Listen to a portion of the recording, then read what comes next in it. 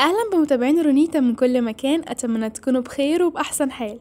النهارده بنتكلم عن بردية الاخوين. هنشوف محتوى البردية دي بيتكلم عن ايه والقصة واحداثها.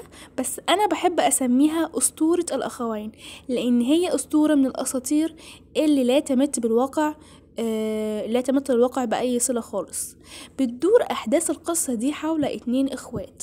الأخ الأكبر وكان اسمه أنوبيس وكان متزوج، والأخ الأصغر وكان اسمه باتا. كان الأخوين دول بيعملان في الزراعة وتربية الماشية. وذات يوم حاولت زوجة أنوبيس إن هي تقوم بإغواء باتا، لكنه رفض. فقامت الزوجة عملت إيه؟ راحت وأخبرت زوجها بإن شقيقه اللي هو أخوه حاول إغوائها هي.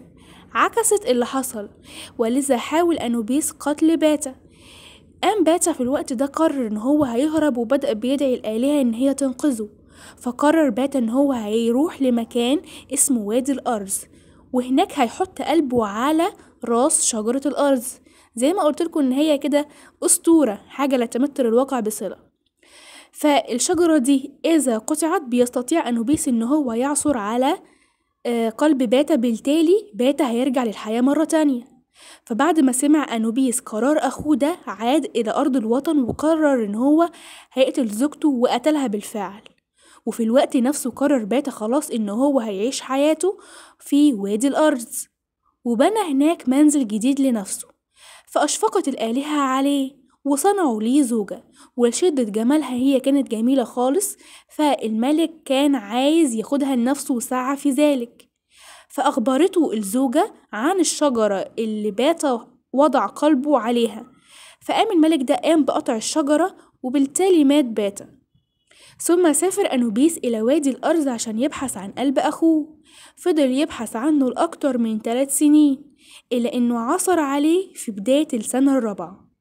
قام أنوبيس بوضع القلب في وعاء من الماء البارد، فعاد باتا للحياة مرة أخرى.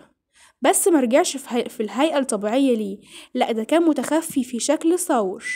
وذهب لرؤية زوجته والملك. فطنت زوجته لوجوده، زوجته عرفت إن هو موجود.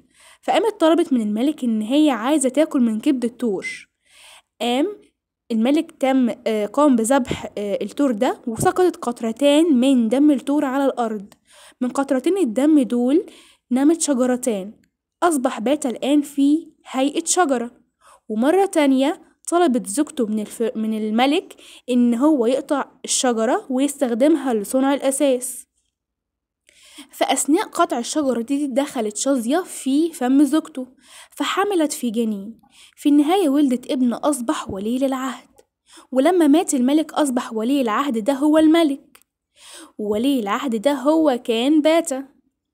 فانتقم لنفسه من زوجته الخائنة جزاء ما قامت بيه من خيانة ضد باتا. بس كده بتكون انتهت قصتنا النهاردة. انتظروني الفيديو الجاي ان شاء الله بحلقة جديدة. سلام.